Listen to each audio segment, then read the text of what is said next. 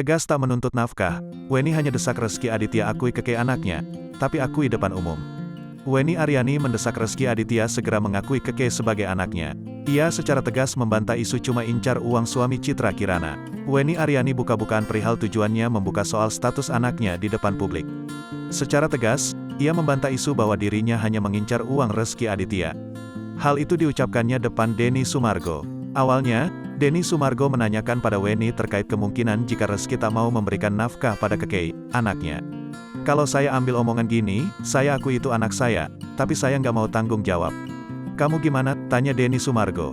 Dilansir Tribun Style dari YouTube-nya pada Minggu, tanggal 29 Mei tahun 2022.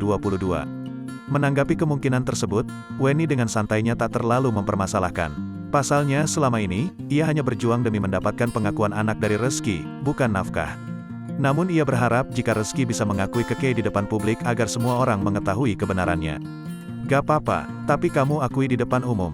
Jadi tidak ada rahasia-rahasia ya, kata Weni dengan lantangnya. Weni kemudian menjelaskan kembali alasan meminta nafkah 17 miliar di dalam gugatannya. Kalau kembali di angka 17 miliar rupiah, saya memakai lawyer itu masuknya secara perdata. Karena perdata itu ada satu pihak yang dirugikan, harus ada nilai materi.